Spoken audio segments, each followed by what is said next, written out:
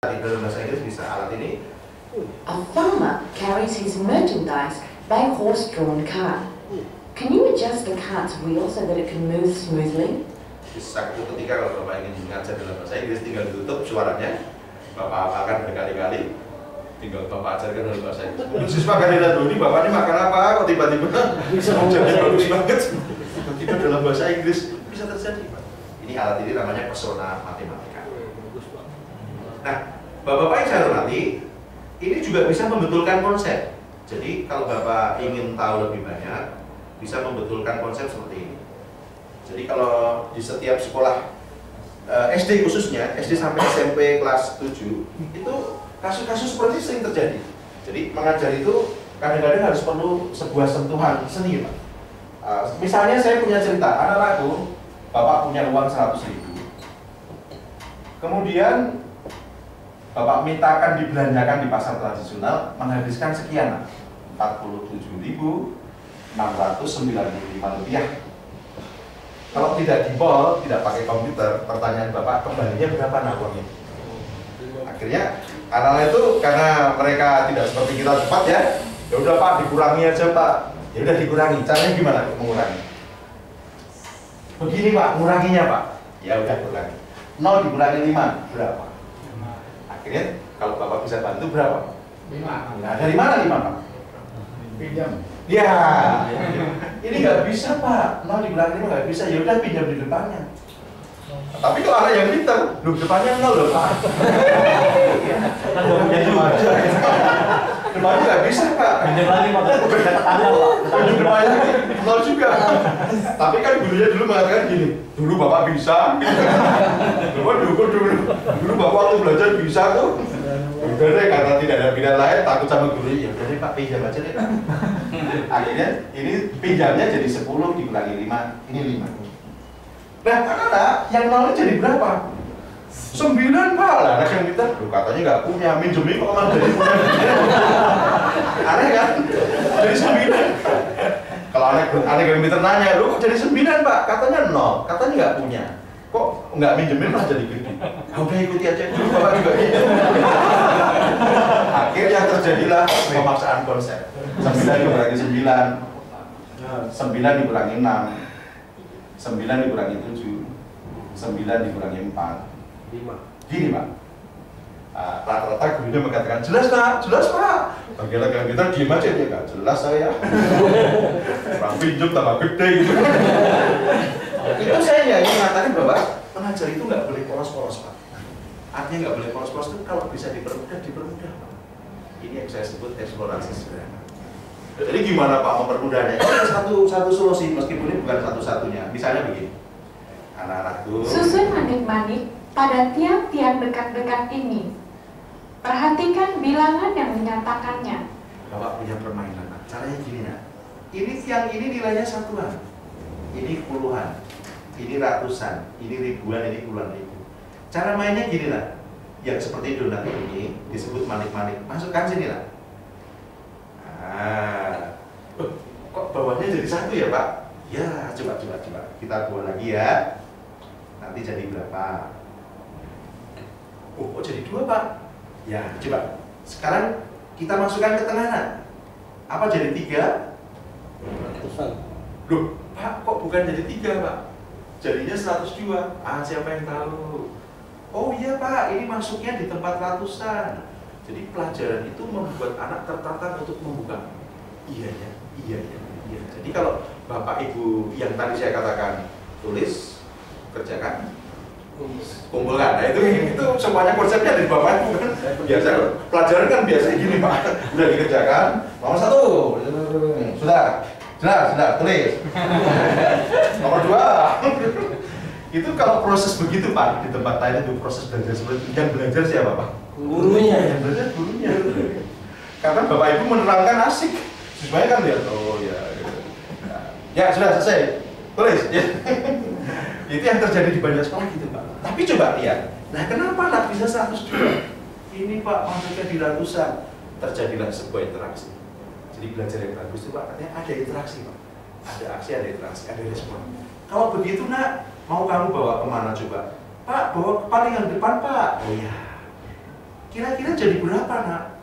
Teknik bertanya seperti itu untuk seorang guru perlu Pak? 10.000. Nah, jadi seolah-olah kita sudah tahu Pak, sudah tahu, tapi jangan ditembak langsung. Ibarat main bola itu Pak, Bapak itu sebagai pengumpan, bukan sebagai eksekutor, bukan.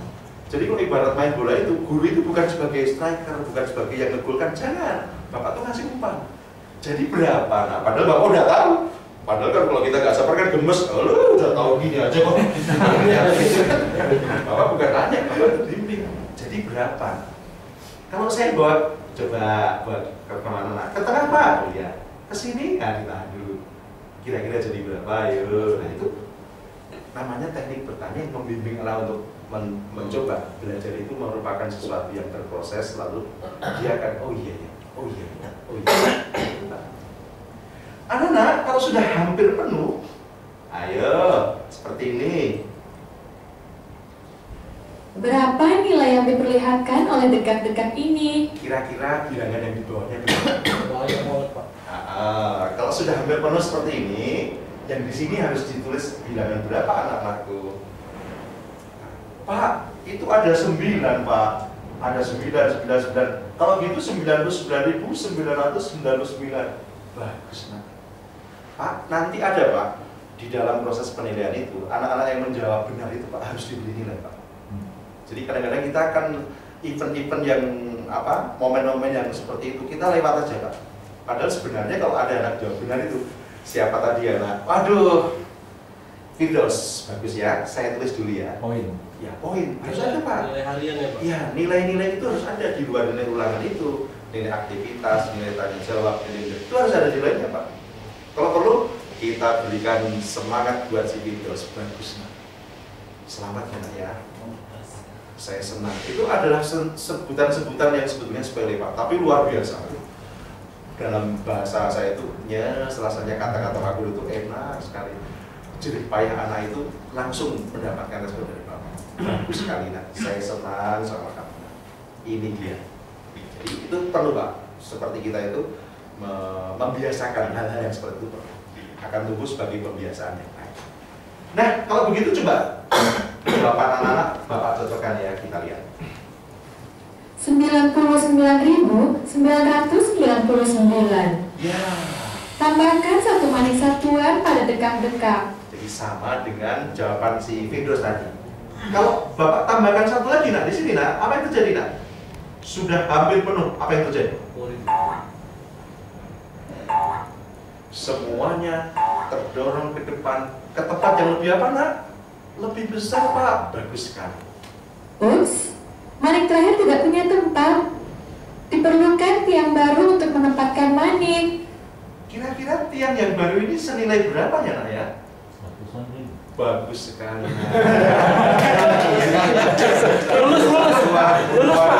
Lulus. Ini harus kalau kata Budi 100.000, berarti 100.000 nanti ini nak sama dengan ini loh nak. Berapa Pak? Berarti ini kalau ini benar tiangnya ini 100.000, berarti 100.000 itu sama dengan ini anak-anak. 99.999 ditambah 1. Coba Bapak tambahkan. Tiang ini disebut sebagai tiang ratus ribuan. Jadi anak-anak, sewaktu si Budi mengatakan 100.000, itu berarti 100.000 itu tadi sama dengan apa nak? Sama dengan 99.999 ditambah 1. Bagus sekali nak. Jadi tadi nak, sebelum Bapak kurangi, Bapak rubah dulu ya. Nah, jadi ini Bapak rubah dulu ke sini. Baru Bapak kurangi dengan ini. Orang ini dan ini sama kok. Oh iya Pak, iya. Nah, kita kurangi. Apa yang terjadi kalau bilangan yang sama itu dikurangi? Maka anak-anak akan dapatkan jawaban yang tidak membuat anak-anak bertanya-tanya. 9 dikurangi 5 ada jawabannya.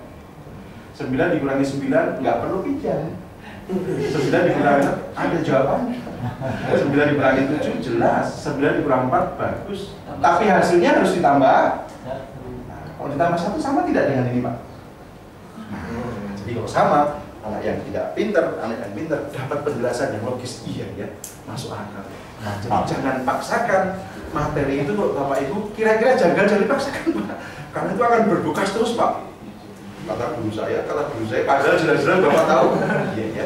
Orang nol tuh nggak bisa kok minjem nih kok dipinjem. Orang minjem kok jadi gede ya, itu namanya dipaksa kan Pak. Ini maksudnya kalau ditarik ke dalam kasus-kasus yang lain, kalau bisa mempermudah dalam menyampaikan permudahan. Karena konsep belajar dalam pembiasaan yang baik itu mengajarkan sesuatu dari yang paling mudah-mudah. Kalau yang mudah-mudah itu dapat diterima anak, akhirnya membuat pelajaran itu jadi menyenangkan.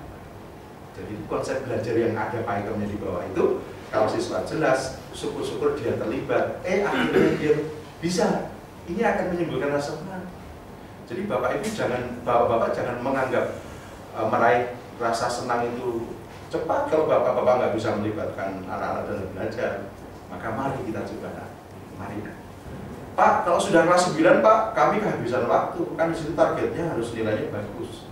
Ya, saya dengan Pak Uni sering melihat di sekolah-sekolah lain ada strategi, namanya pendalaman materi.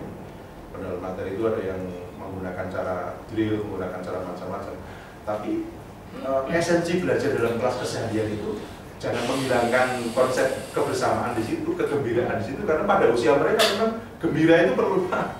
Gembira, senang, mendapatkan penjelasan yang logis, menyenangkan itu anak-anak. Kita wajib memberikan. Nah, ini contoh-contoh yang lain ya Pak.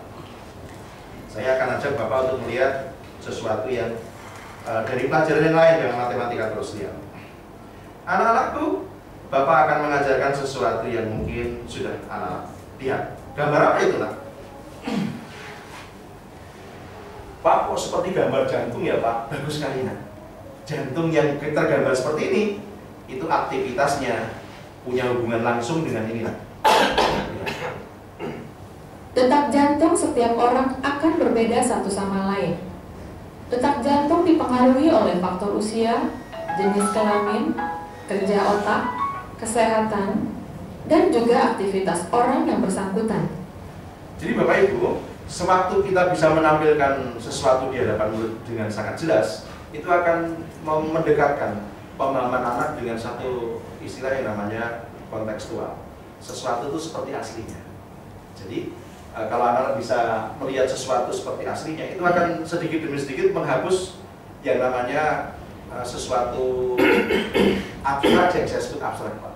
Semakin Bapak bisa mendekatkan konsep berpikir anak dengan sesuatu yang kontekstual seperti aslinya, akan luar biasa.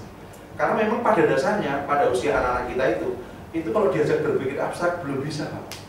Berpikir abstrak itu maksudnya yang pakai imajinasi itu baru bisa dipakai kalau dia sudah SMA, kalau dia sudah perguruan tinggi, bisa diajak seperti itu.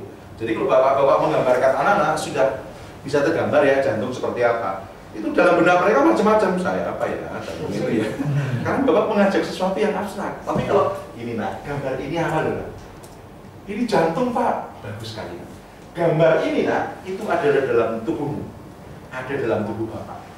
Ternyata jantung itu secara alami berdetak 95 kali per menit Pak. Gratis, nggak pernah berhenti. Loh, memang nggak pernah berhenti Pak?